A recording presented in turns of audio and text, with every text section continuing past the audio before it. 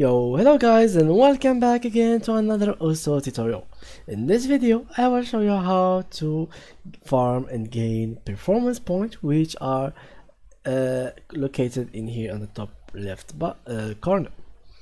So, these performance points, these are the ones that kind of locate which rank are you, which placement you are. For example, I have 325 and this is like the most terrible point you could have. For me, I am like, my rank is really bad, which is the 1,019,000 345, which is really bad.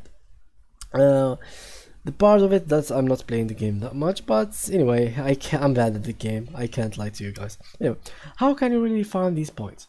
First of all, you gotta make sure that you are not playing the same map over and over again. So, for example, if you find this map in here, you don't have to really keep playing it all the day.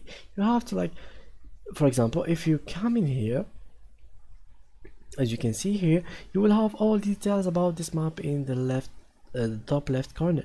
From here you can see how much BPM it has, how much objective it has, how much length the music is, and so much stuff about the game, the map. So make sure that you choose the correct map for you that has the higher PP and that will give you the most PP you could get.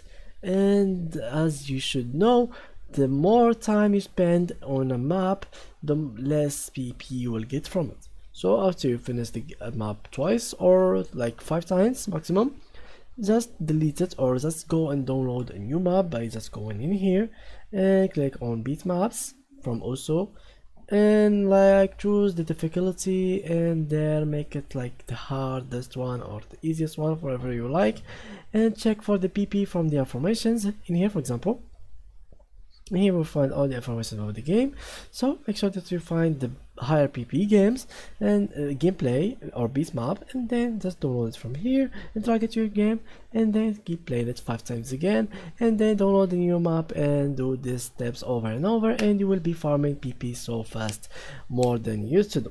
So thank you guys for watching and see you in the next tutorial.